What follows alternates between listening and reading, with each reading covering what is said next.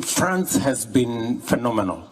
When it comes to SDR, they were right at the front, and we appreciate that. What we are saying is different. Is not what you're saying. You're saying is good, but it's not what you're saying.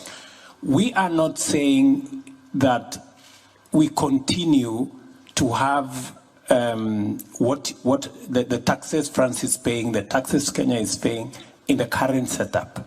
Those are national issues. We need a financial transaction tax at a global level where even countries like Kenya pay. We do not want anything for free.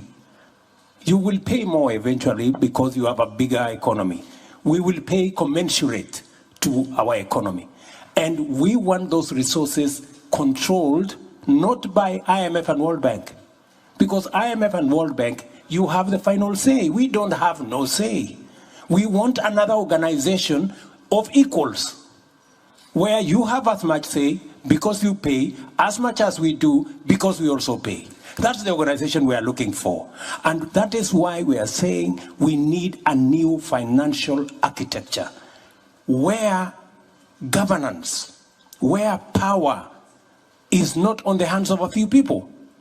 We can agree on the governance of the institution. We can agree on the sharing of power so that all of us have access to resources that go to making sure, number one, renewable energy.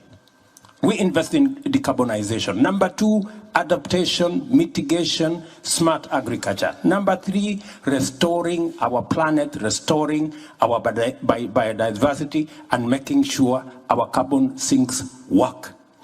This is what we are saying, and we would appreciate a little understanding. We want to be, we are talking the normal. If we continue talking the normal, Emmanuel, we will never solve this problem. Things are not going forward, they're going backwards. Tokenism, installment will not solve this problem. We have a much bigger problem than the installment we are discussing here will solve. You're not hearing us. I will, if I may, yeah. I will answer you in 2 words to conclude. No, but and let me just finish one more. When Ajay was saying 1 to 5 or 1 to 1, who is 1 and who is 5? Private sector versus who is 1 and who is 5? $5 of private sector mobilization for every dollar of money that comes in. 5 from private.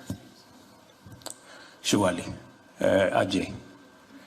How do you persuade the private sector to bring their money for public good? Private sector is driven by profit, my friend. I mean, unless you persuade me otherwise. So we're going to run out of time, but there's a whole conversation to be had about what money goes into adaptation versus what goes into mitigation, which part of it the private sector is ready to go for, how they could be investing in renewable energy. There's a whole conversation, which I am relatively confident we will try and address when this group gets going. At least my objective was 1 for 1. But it's feasible because I think the whole point is if you take the first loss. I agree with you if that is the case. But I mean, I love having bold people, and I take the point. It is possible to bring risk down. We have fragmented the instruments in place, so risk is not going down. We can integrate them and we can bring risk down. But this probably requires a separate session. Yeah. No, but at least you take first loss or guarantee. But just to address your point as a final conclusion, I don't know the country which would accept to have business or people being taxed if it's not voted by your people. This is a sovereign competence. So I agree with you. I want a global taxation. This is my point. But it will be submitted to the acceptation of, and the vote of each national parliament. It's a matter of fact. There is no global tax without a national vote, because it's a matter of sovereignty, William. So I love your objective. I do share it. My point is I started to do it, but this is not a new global governance if you accept to have your activities, your people or your business being taxed globally by whom, collected by whom and how. It doesn't exist. So you will have to vote. Let's vote for it all together on the same model. I agree with you, it will be the global tax. Second, I think the best way to address your point is to make the governance reform of IMF and World Bank and to make them much more adapted to the current world. And I totally agree with the new financial architecture proposed this morning by the Secretary General. Let's not create a new one. Let's just transform the ones we had. And final point, what we are discussing, I'm sorry, but I've been involved in this business probably for too many years. But it's not business as usual.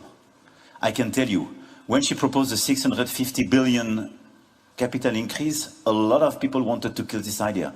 When we committed for the 100 billion 2 years ago, it was a big splash everywhere. And the fact that we finalized it, it's not normal business. Otherwise, if going from 30 to 100 means nothing, I mean, what is the meaning of our concrete action? So if we deliver concretely what we are discussing today, it's a huge transformation of the model. But it's not the end of the game, I agree with you. We do need an in-depth transformation of our global governance, for sure. And we do need a governance of World Bank and IMF reflecting this world, this new demography and the new dynamics. So let's follow up that in the proper session, and we can finalize this evening and tomorrow, but now we are running big time out of time. Thank you very much to all of you.